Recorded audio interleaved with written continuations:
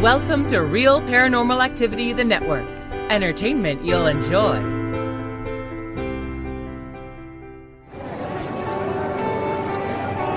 You are listening to an RPA production, where people gather.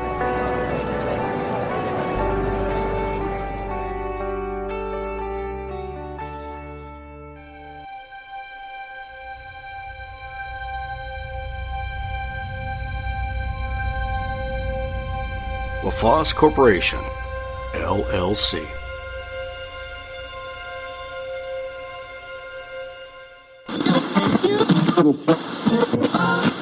Hello there, my Mysterians. This is Terry from Texas, your presenter for Terry's Mysterious Moments. A story I talked about several years ago, an interesting story that I found out about, was a story from the Chickamauga, Georgia battlefield from the Civil War, and something called Old Green Eyes.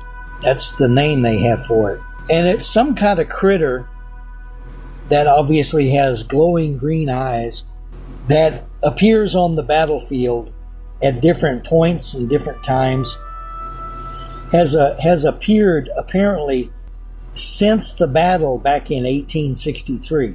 Now, I am a fan or enthusiast, as weird as those words sound, about stories from the American Civil War, and more specifically, supernatural or paranormal stories of that war. Of course, I have heard so many stories regarding things paranormal about the individual battles and the places those battles occurred. One story I was introduced to was regarding the very Chickamauga battlefield I'm talking about in northwest Georgia or southeast Tennessee, because it covers a wide area. The battle was surely involving Chattanooga, Tennessee, and involved the Chickamauga battlefield.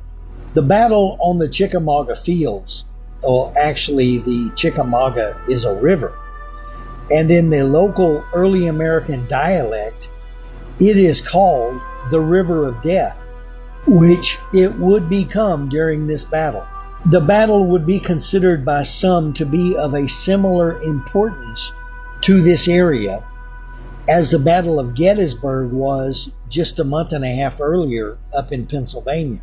The outcome of this two-day battle was a Confederate victory, albeit a bittersweet one, as the Confederate troops under General Braxton Bragg, with subordinates James Longstreet and Leonidas Polk, suffered just about 18,500 casualties, with wounded soldiers being the greatest number. Army, under the command of General William Rosecrans, with some of his subordinates such as George H. Thomas, also known as the Rock of Chickamauga, and Alexander McCook, suffered casualties of just over 16,000, with wounded being much less than the Confederates, but with the larger number more than 3 times that of the Confederates of captured or missing troops. So it was more costly for the Confederates, but the Confederates wound up winning the battle. I'm not sure that's a thing to hoop and holler about, but I digress.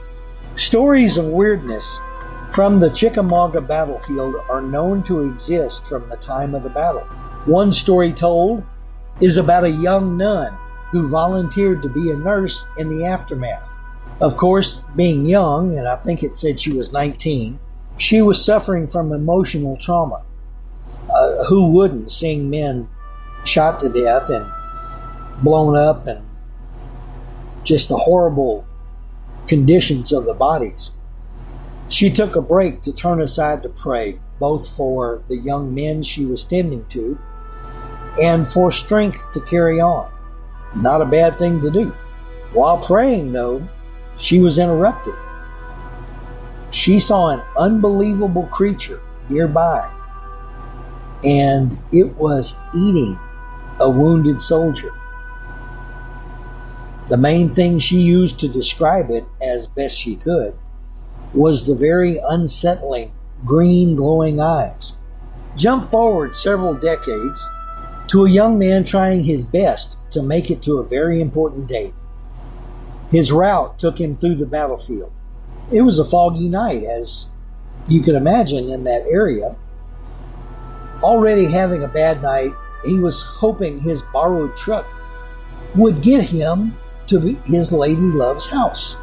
Suddenly, coming at him through the fog was what he assumed to be another car, and it was coming right at him, so he started honking his horn, which made the oncoming item bear down on him even harder.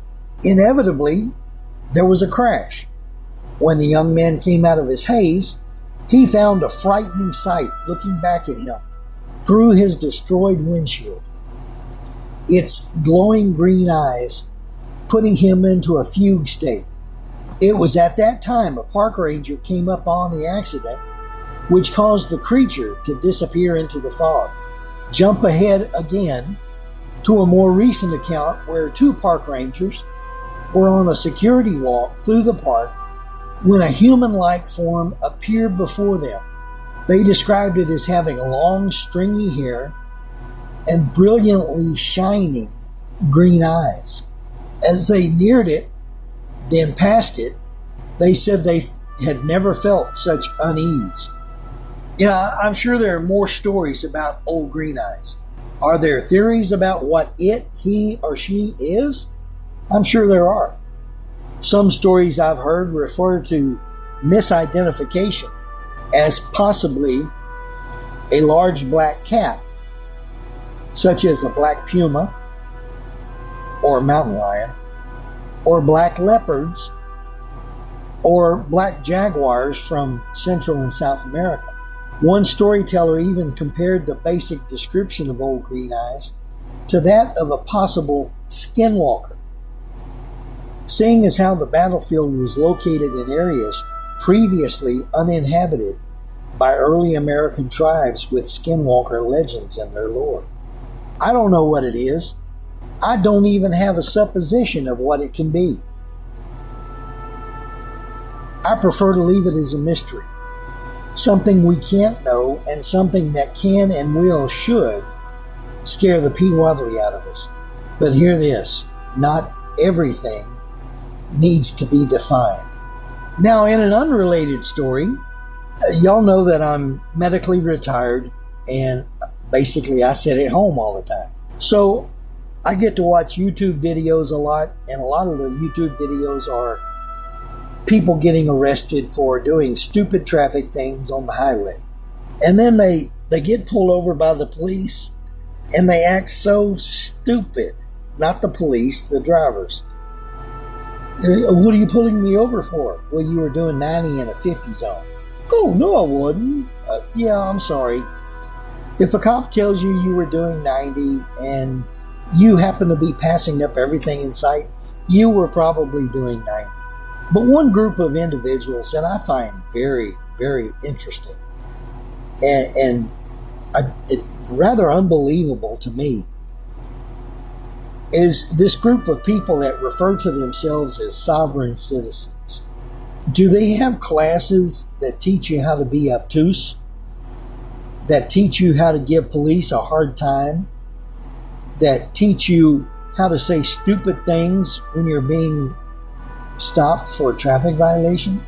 That they don't seem to understand that if you're driving your car, you don't have to be doing business. You're still driving. You're not traveling.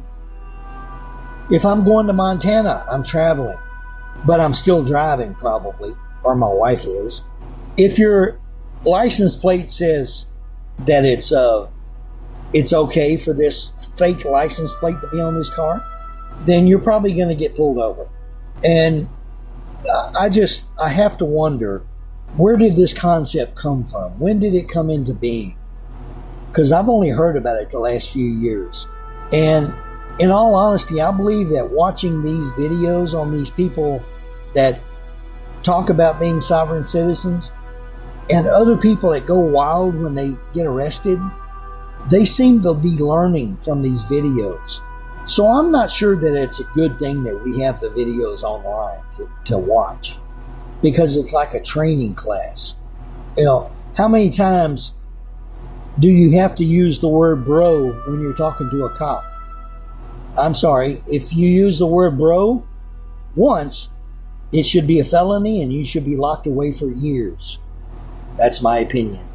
If you use the term, I didn't do nothing, you've done something. Don't touch me. Don't touch. I'm sorry, they are going to touch you. And in some cases, they may touch you rather unpleasantly.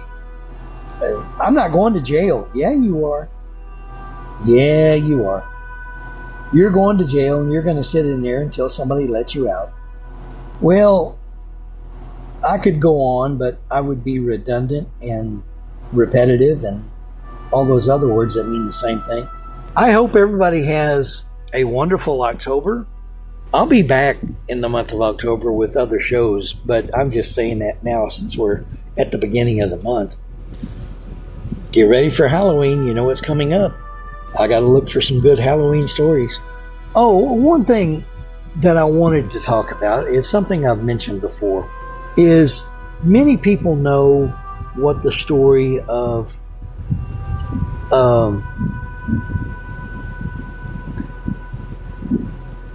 what's the thing from up north that turns into a cannibal?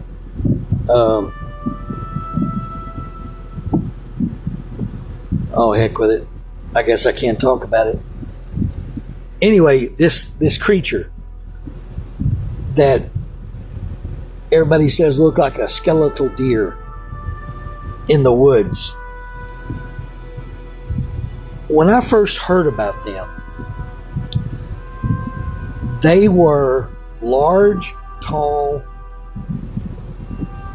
star-faced is the word that was used, creatures that when they were seen, they were harbingers of a death.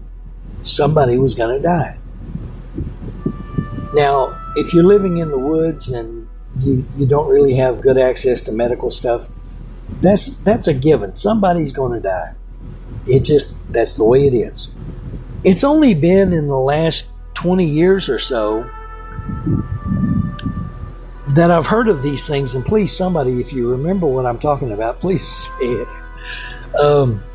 These things have become cannibalistic, and I blame the movies for that, because things like Ravenous, that takes place like back in the 1800s at a army base somewhere up in the boonies, where these people were becoming cannibalistic because they couldn't get food well enough. Some of these other movies that have come out about this particular creature have added to the cannibalistic thought, when from the first time I heard these stories, they were nothing about cannibalism. They were nothing about possessing people. It was nothing about turning people into wild things.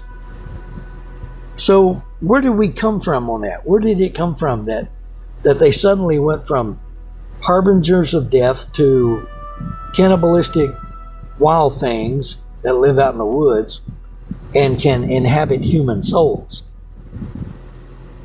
It sounds to me like somebody's picking our pocket, pulling our legs. Anyway, again, that's my thing. I guess that's all I've got to ramble about this week. I hope you've enjoyed it. I hope you'll come back and listen more to Terry's Mysterious Moments. As I've said, be safe, have a good week, enjoy the coolness of the month coming in, and have a great holiday when it gets here for Halloween. Get a really good costume, but be careful. Y'all take care. I'll see you again on Terry's Mysterious Moments.